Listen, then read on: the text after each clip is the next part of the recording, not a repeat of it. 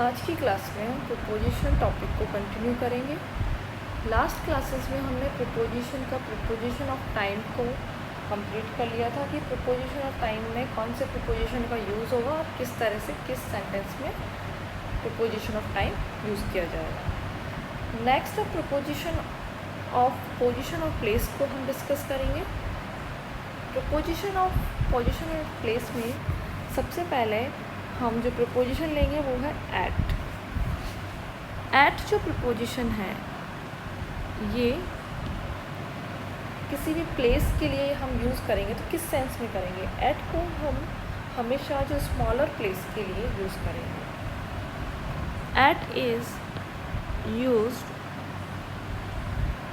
For smaller place.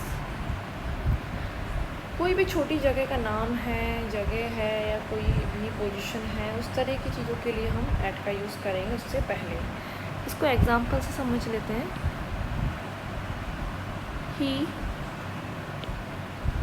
He live at Sanganer. He live at Sanganer in Jaipur. अब at को हम देखें तो ये एट किससे पहले आ रहा है? सांगानेर। सांगानेर जो जगह है जयपुर में, एक छोटी जगह है, तो उस जगह के लिए हमने एट का यूज़ किया है प्रीपोजिशन ऑफ प्लेस के लिए। नेक्स्ट सेंटेंस देखते हैं। She is standing at the gate. She is standing at the gate. अब गेट की बात हो रही है। गेट छोटी सी जगह होती है जहाँ पर वो लड़की खड़ी हुई है। अब वो लड़की खड़ी हुई है गेट के पास में। गेट पे यहाँ पे इनका यूज़ ना करके किसका यूज़ होगा? एट का यूज़ होगा। एक और एग्जांपल देखें। You come today at my office. Office भी स्मॉल प्लेस है, उसके लिए भी एट का यूज़ होगा। यानी जो भी एक स्मॉलर प्लेसेस के लिए हम प्रीपोजिशन यूज़ करेंगे वहाँ पे एट का यूज़ किया जाएगा। अब बात आती है कि स्मॉलर प्लेस के लिए तो हमने एट का यूज़ किया, तो फिर स्मॉल प्लेस से जो बिग प्लेस हैं, सिटीज़ हैं, नेमो सिटीज़ हैं, बड़े स्टेट हैं, उनके लिए हम क्या यूज़ करेंगे? तो नेक्स्ट जो प्रीपोजिशन है वो क्या है? इन। इनका यूज़ जो होगा वो बिगर प्लेसेस के लिए होगा। In is used for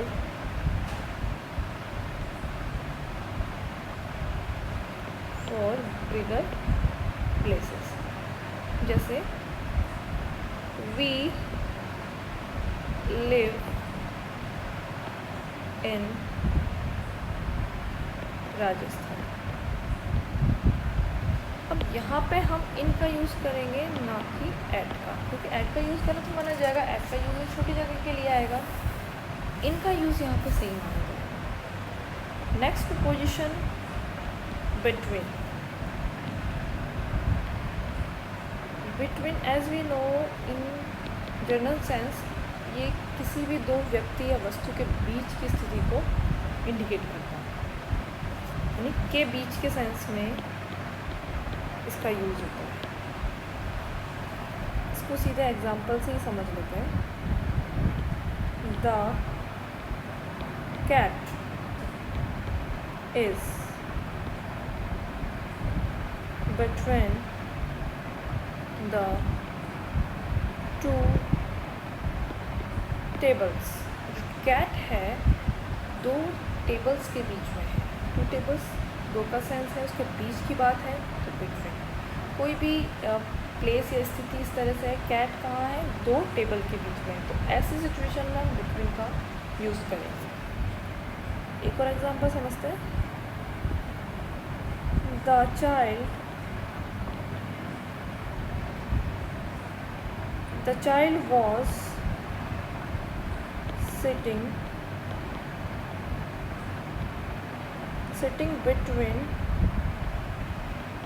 between its father and its mother.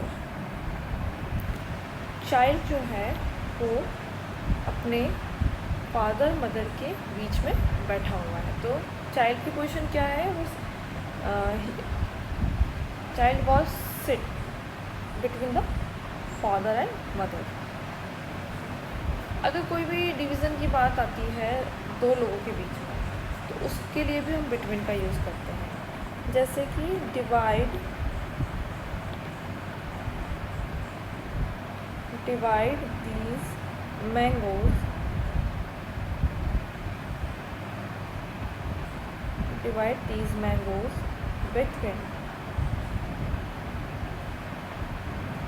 between you and me.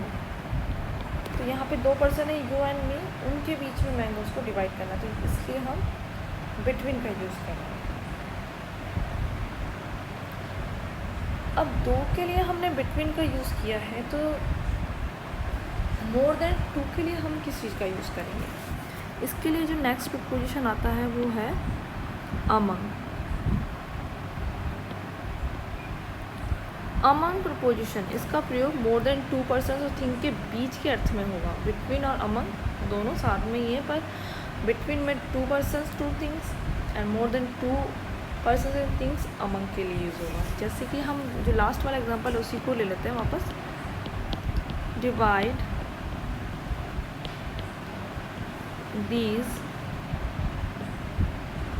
mangoes, मैं यहाँ ब्लैंक छोड़ती हूँ, the children. Divide these mangoes the children. अब यहाँ बिटवीन और अमंग में से क्या आना चाहिए? अमंग, क्योंकि आगे हम देखेंगे चिल्ड्रन मोर देन टू है, प्लूरल के लिए आता है चिल्ड्रन, इसलिए हम क्या यूज़ करेंगे यहाँ पे? अमंग.